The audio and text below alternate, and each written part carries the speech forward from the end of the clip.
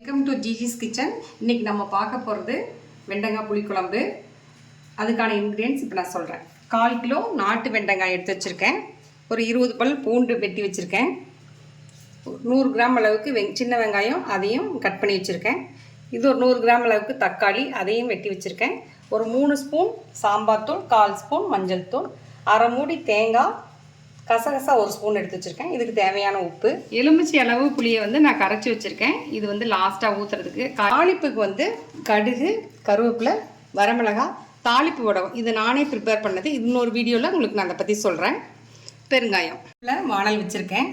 இதுக்கு நல்லெண்ணெயில் செஞ்சால் தான் நல்லாயிருக்கும். ஒரு நல்லெண்ணெய் ஒரு 3 ஸ்பூன் ஊற்றிக்கிறேன். ஃபஸ்ட்டு நான் தாளிக்க மாட்டேன். ஃபஸ்ட்டு வெண்டைக்காயை வதக்கிட்டு அதுக்கப்புறம் லாஸ்ட்டாக தாளிப்பு கொடுத்தா நல்ல வாசனையாகவும் டேஸ்ட்டாகவும் இருக்கும். உங்களுக்கு வதக்கிட்டு காமிக்கிறேன். வெண்டைக்காய் வதங்கிடுச்சு.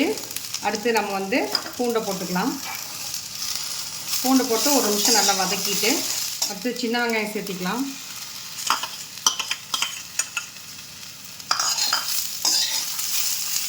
நல்லா இது ஒரு 2 நிமிஷம் வதங்கட்டும்.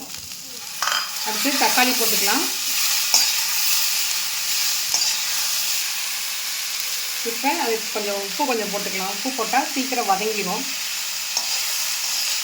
இப்போ மஞ்சத்தூளும் சாம்பார் தூளும் போடுறோம். போட்டு ஒரு வதக்கிட்டு அதுக்குள்ளே நான் தேங்காயும் கசகசாவும் அரைச்சிட்டு வந்துட்டேன். அதையும் ஊற்றுறேன். இப்போ தேவையான அளவு தண்ணியும் ஊற்றிட்டேன். அடுத்தது புளி தண்ணியும் ஊற்றிடலாம். இந்த நுரையெல்லாம் அடங்கிறதுக்கு ஒரு 5 நிமிஷம் ஆகும். ஆன பிறகு நம்ம தாளித்து கொட்டி இறக்கிற வேண்டியதான். ஒரு 3 ஸ்பூன் நல்லெண்ணெய் ஊற்றிக்கலாம். எண்ணெய் காஞ்சிச்சான்னு பார்த்துட்டு கொஞ்சம் கடுகு, கொஞ்சம் தாளிப்பு வடகம் இது போட்டால் நல்லா வாசனையாக இருக்கும், குழம்பு டேஸ்ட்டாக இருக்கும். இதையும் போட்டுக்கிறோம். ஒரு 3 வரமிளகாய் எடுத்து வச்சுருக்கேன். இதையும் போட்டுக்கலாம். போட்டு கருவேப்பிலை,